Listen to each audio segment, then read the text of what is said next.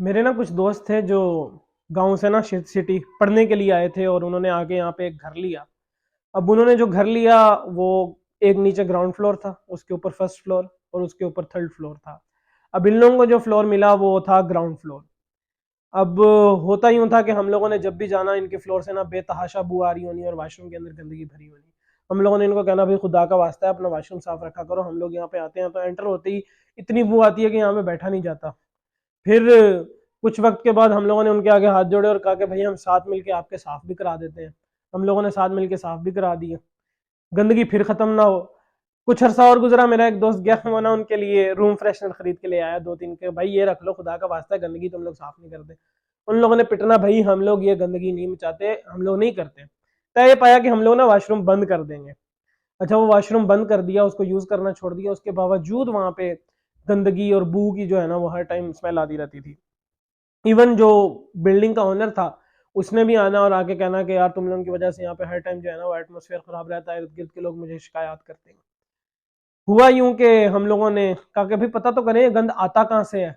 जब वॉशरूम भी बंद हो गया और वॉशरूम यूज भी नहीं हो रहा, उसके बावजूद यहाँ पे गंदगी जा ही नहीं रही, तो पता ये चला कि बिल्डिंग जो डिजाइन की गई थी वो इस तरह से की गई थी कि तीनों फ्लोर्स के वॉशरूम एक दूसरे के ऊपर थे। अब होता क्या था, सेकंड फ्लोर का जितना भी गंद होता था वॉशरूम का वो फर्स्ट फ्लोर में आता था और सेकंड और फर्स्ट दोनों का इकट्ठा होकर नीचे ग्राउंड फ्लोर के वॉशरूम में आ जाता था। यही वजह थी कि हम लोग चाह कर भी उसको साफ नहीं कर पा रहे थे। यही हाल इस वक्त वतन अजीज पाकिस्तान का है।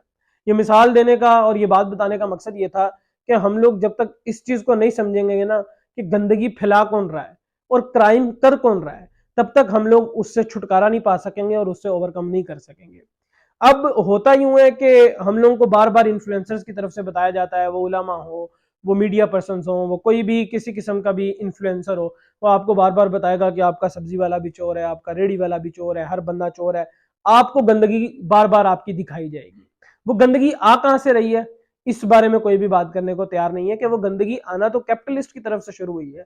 एक छोटी सी रिश्वत की मिसाल लेते हैं। अब एक पुलिस वाला है, उसने किसी बंदे को इशारे पे रोका और कहा कि आपने जो है वो इशारा तोड़ा है, लिहाजा आपका चलान होगा। वो बंदा आगे से कहता है कि बहरा ये बात करें, ये फलां थाने के जो एसएचओ है ना वो मेरे खालू हैं। फिर आगे से वो कहता है कि फलां जगह के जो वडेरा है ना वो मेरा फलां है, मैं आपको आम की पेटी भिजवा दूंगा। इस तरह की चीजें जो है वो शुरू हो जाती है। वो पुलिस वाला कहता है जा भाई तू आगे जा। अब ये कैपिटलिस्ट ने गंद फैलाया।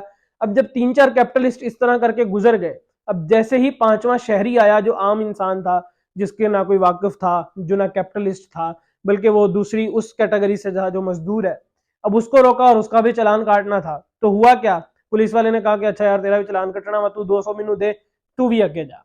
तो वो वहां पे रिश्वत उसके जेहन में आ गई कि हाँ भी मैंने लोगों को छोड़ना है। वो उसका छोड़ने का कॉन्सेप्ट जो बैठा था वो कैपिटलिस्ट की तरफ से बैठा था। एक छोटी सी मिसाल दी है, हर इदारे में इस तरह की ढेरों और लाखों मिसालें भरी पड़ी हैं। अब इस चीज की अंडरस्टैंडिंग की जरूरत है कि हम लोगों को ये समझना है कि वो गंद आ कहां से रहा है। वो गंद आ रहा है आपके कैपिटलिस्ट की तरफ से। अब मुआशरे के मुख्तलिफ लोग मुख्तलिफ किरदार अदा कर रहे होते हैं। मेरा जो दोस्त वो रूम फ्रेशनर लेके आया था, वो हमारे मुल्क की ऑर्गेनाइजेशन हैं जो वक्ती तौर पर मुल्क के अंदर खुशबू बिखेर रही होती हैं। कभी राशन ड्राइव्स कर कर, कोई मुल्क के अंदर आफत आ जाए तो उसको वहां पे वॉलंटियर कर कर।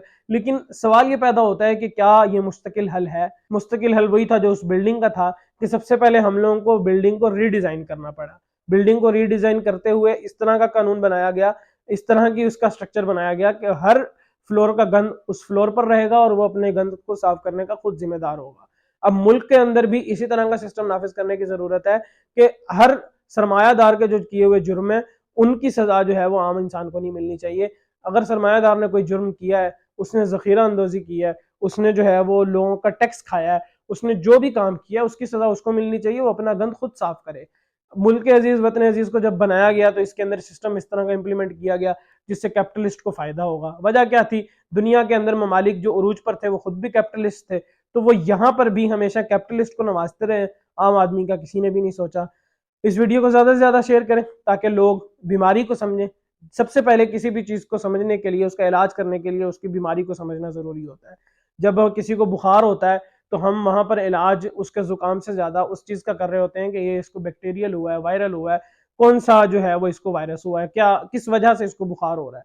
तो इसी तरह जब तक हम लोग ये नहीं सीखेंगे और ये नहीं समझेंगे कि बीमारी है क्या और बीमारी करने वाला कौन है, क्राइम करने वाला कौन है, तब तक हम लोग इससे छुटकारा नहीं पा सकेंगे। वस्सलामु अलैकुम वरहमतुल्लाह।